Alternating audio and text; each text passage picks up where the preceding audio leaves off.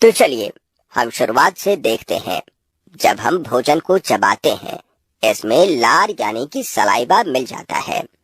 मुंह के saliva glands लार स्रावित करते हैं। सलाइवा में एंजाइम होते हैं जो कि स्टार्च का विखंडन करते हैं। स्टार्च एक तरह के कार्बोहाइड्रेट होता है। भोजन मुंह से लंबी नली नुमा ग्रसिका से होकर आमाशय में पहुंचता है। आमाशय का भीतरी दीवार भी पाचक रस स्रावित करती है, जो प्रोटीन और फैट्स के पाचन में मदद करते हैं।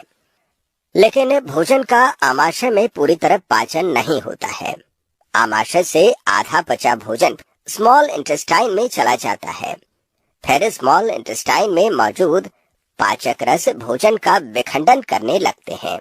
लिवर एक रसायन स्रावित करता है जिसे पित्त रस यानी कि बाइल जूस कहते हैं, जो फैट के पाचन में मदद करता है।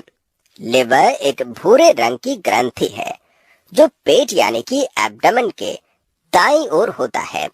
इसके द्वारा स्रावित होने वाला बाइल जूस एक थैले जैसा अंग में संग्रहित रहता है, जिसे गॉल ब्लैडर यानी कि पित्ताशय कहते हैं।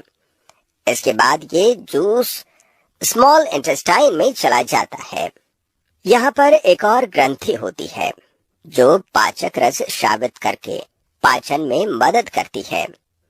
इसे पैंक्रियास यानी कि अग्नाशय कहते हैं।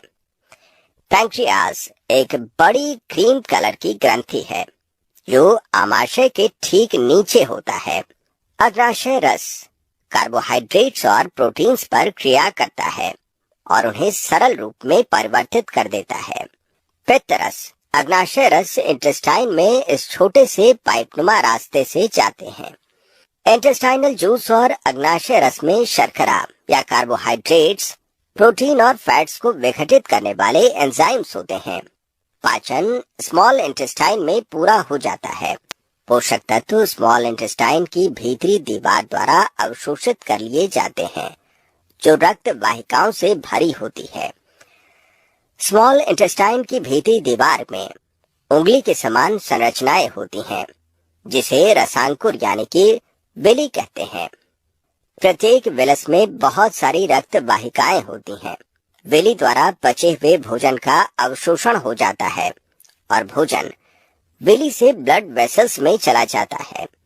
पचे हुए भोजन के अवशोषण के बाद भोजन का वह भाग जिसका पाचन नहीं हो पाता है, वह बृहदांत्र यानी कि लार्ज इंटेस्टाइन में चला जाता है।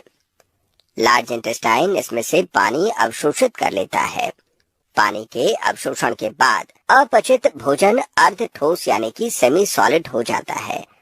लार्ज इंटेस्टाइन के अंत में स्थित थैली नुमा संरचना रेक्टम में जमा हो जाता है। इस अपचित भोजन अर्ध ठोस यानी कि सेमी सॉलिड को मल या फेसिस या स्टूल कहते हैं। समय समय पर ये फेकल मैटर एनस या गुदाद्वार द्वारा बाहर निकाल दिया जाता है। पाचन नली में मुख, ग्रसिका यानी कि एसोफेगस, आमाशय यानी कि स्टमक, क्षुद्रांत यानी कि स्मॉल इंटेस्टाइन, बृहदांत्र यानी कि लार्ज इंटेस्टाइन और इसके साथ ही मलाशय और गुदा भी होते हैं।